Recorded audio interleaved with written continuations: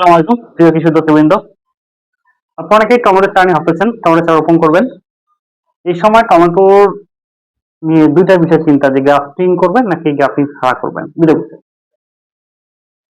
Grafting চাইলে করতে পারেন। গ্রাফটিং চারার মধ্যে বাড়ি এর টান প্রায় শেষ, এখন মঙ্গলবার চলতেছে, তারপর বাহুবলী আসবে গ্রাফটিং এর ক্ষেত্রে।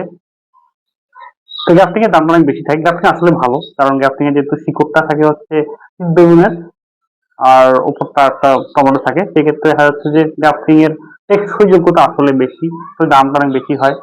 গ্রাফটিং চারার ক্ষেত্রে আপনারা জানেন খরচ অনেক বেশি থাকে।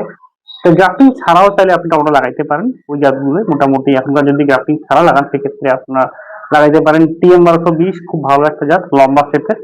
এটা মালিক সিটের। আর একটা হচ্ছে আপনার S1217, যেটা হচ্ছে অ্যাগ্রোয়ানের। এই দুটো লাগাইতে পারেন গ্রাফটিং ছাড়া, টিকবে ইনশাল্লাহ। এবং এটা মোটামুটি ঠিকই আছে গত অনেক বছরের যে ট্রায়ালে। তার সাথে যদি আপনি চ্যাপ্টা টমেটো লাগান, যে গোল চ্যাপ্টা, সেক্ষেত্রে ভালো জাতের টমেটো হতে পারে মাসুদ সিটের রেড সান, এছাড়াও কুশিয়া সিটের মঙ্গল রাজা, মালিক সিটের আমির, এই জাতগুলো বেশ ভালো। তো দর্শকবৃন্দ, আপনারা চাচ্ছেন যে আসলে টমেটো লাগাবেন, আর আমরা মোটামুটি গ্রাফটিং টমেটোর দাম একটু বেশি, 15 টাকা করে পিস বিক্রি করতেছি। আপনারা যারা নেবেন তারা যোগাযোগ করতে পারেন, আর যারা গ্রাফটিং ছাড়া সেক্ষেত্রে আমরা 3 টাকা করে পিস বিক্রি করি। আপনার যারা লাগবে তারা যোগাযোগ করতে পারেন।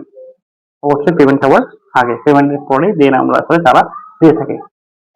দর্শকবৃন্দ, যাদের তবে কোন মাটিতে লাগাবেন এটা fact। সব মাটিতে কিন্তু টমেটো হবে না। যে মাটিটা একটু উঁচু, পানি জমে থাকে না এবং নিচের সমস্যা খুব ভালো, সেই জায়গায় আপনি টমেটো চারা রোপণ করবেন।